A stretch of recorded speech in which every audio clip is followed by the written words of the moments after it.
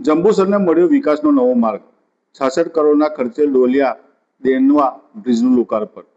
જંબુસર, આમોદ અને વાગરા તાલુકાના અનેક ગામોને જોડતો ટાટર નદી પરનો મહત્વનો ડોલિયા દેનવા બ્રિજ હવે લોકો માટે ખુલ્લો મુકાયો છે। આજે વિધાનસભા મત વિસ્તારના ધારાસભ્ય દેવકિશોર સ્વામીના હસ્તે આ મહત્વપૂર્ણ બ્રિજનું લોકાર્પણ કરવામાં આવ્યું હતું। અંદાજે ₹66 કરોડના ખર્ચે 720 મીટર લાંબો અને 11 મીટર પહોળો આ બ્રિજ જંબુસર તાલુકાના ડોલિયા અને આમોદ તાલુકાના દેનવા ગામને જોડે છે।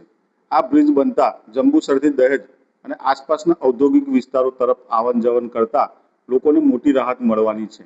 ખાસ કરીને દહેજમાં નોકરી ધંધા માટે જતા જંબુસર તાલુકાના કામદારો માટે આ બ્રિજ મહત્વની કડી સાબિત થશે। બ્રિજના કારણે મુસાફરોનો અંદાજે 35 કિલોમીટરનો ફેરાવો બચશે, જેથી સમય અને મુસાફરીના ખર્ચમાં પણ ઘટાડો થશે।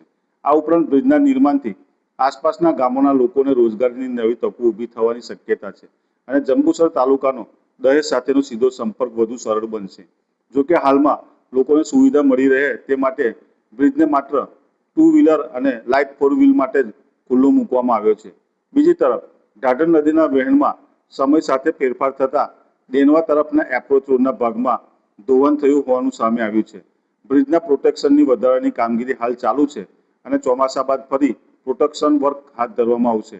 ત્યાં સુધી લોકોની અવરજવર સરળ બને તે માટે હાલ પૂરતી મર્યાદિત વાહનો માટે બ્રિજ ખુલ્લો મૂકવામાં આવ્યો છે।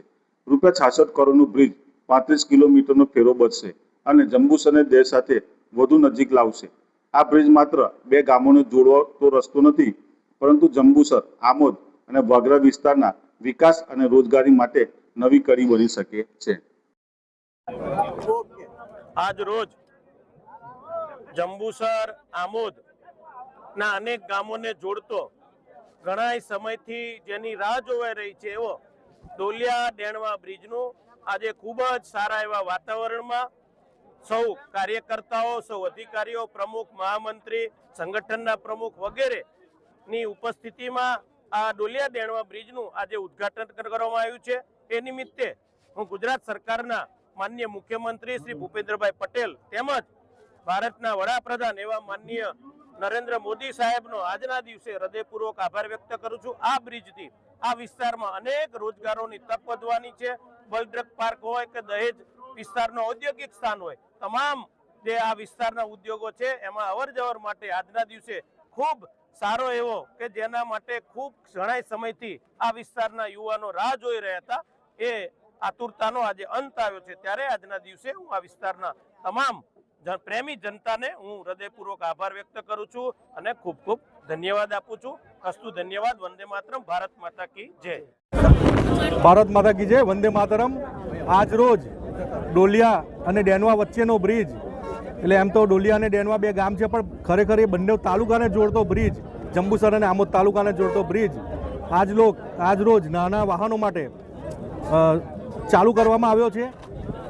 હજુ આગળ મોટા વાહનો માટે હજુ સમય છે, એ ચાલુ થશે। આગળ મોટા વાહનો માટે પણ આગળ ચાલુ કરવામાં આવશે।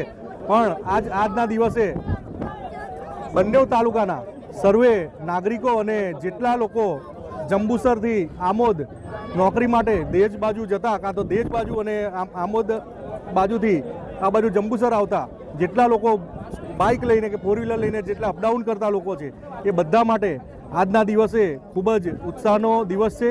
અને એમ તો આજે પુત્રદા એકાદશી એટલે સર્વ માતાઓએ એટલી પ્રાર્થના કરી હશે કે પોતાના દીકરાઓને કષ્ટ ઓછું પડે એના માટે આજ રોજ જે આ બ્રિજ ચાલુ કરવામાં આવ્યો છે, ખુલ્લો મૂકવામાં આવ્યો છે, એની અંદર ખરેખર સર્વ માતાઓથી માંડી અને દરેક જણ ખૂબ ઉત્સાહમાં છે।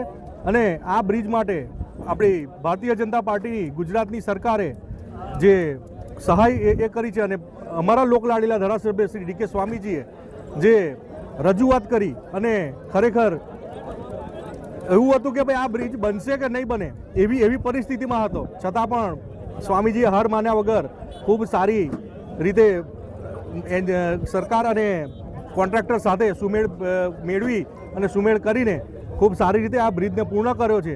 તો એ સર્વ બંને તાલુકા વતી અમારા ભારતીય જનતા પાર્ટીના આમોદ તાલુકાના પ્રમુખ દીપકભાઈ ચૌહાણ, આમોદ નગરના પ્રમુખ મિથુનભાઈ મોદી, જિલ્લા પંચાયતના સદસ્યો તેમજ ભારતીય જનતા પાર્ટીના બંને તાલુકાના સર્વે કાર્યકર્તાઓ અને હોદ્દેદારો વતી હું આપણા ધારાસભ્ય શ્રી ડી.કે. સ્વામીજીનો અને ભારતીય જનતા પાર્ટીની ગુજરાતની સરકારનો ખૂબ ખૂબ આભાર માનું છું. ભારત માતા કી જય, વંદે માતરમ.